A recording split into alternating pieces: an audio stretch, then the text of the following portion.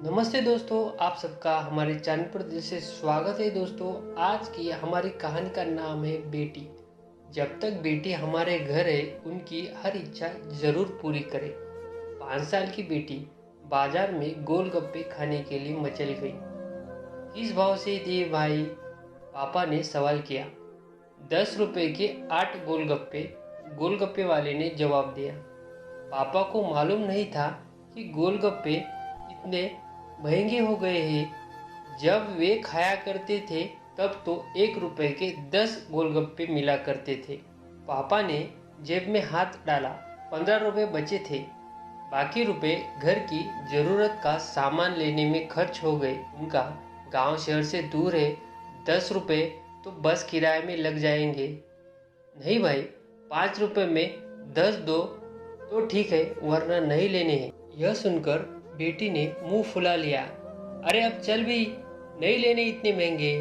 पापा के माथे पर लकीरें उभर आई। तभी गोलगप्पे वाले ने कहा, अरे खा लेने तो ना साहब, अभी आपके घर में है तो आपसे लाड़ भी कर सकती है। कल को पराया घर चली गई तो पता नहीं ऐसे मचल पाएगी या नहीं। तब आप भी तरसोगे बेटिया की फरमाइश पूरी करने को।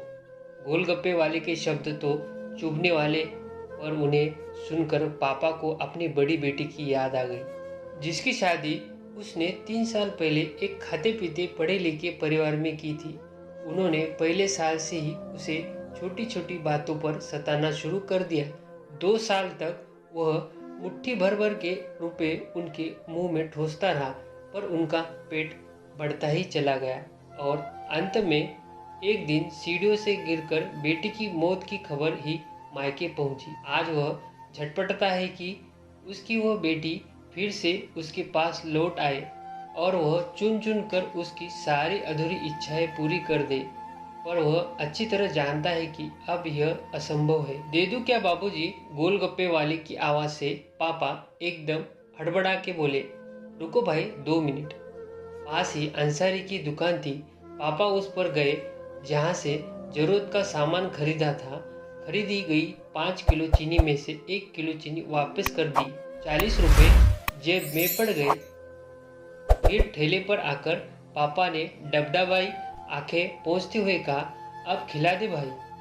हाँ, तीखा जरा कम डालना, मेरी बिटिया बहुत ही नाजुक है। सुनकर 5 वर्ष की गुड़िया बेटी की आंखों में चमक आ गई और पापा का हाथ कसकर पकड़ लिया। जब तक बेटी हमारे घर है, उनकी हर इच्छा पूरी करें। क्या पता आगे कोई इच्छा पूरी हो पाए या ना हो पाए। बेटियां भी कितनी अजीब होती है। जब ससुराल में होती है तब मायके जाने को तरसती है।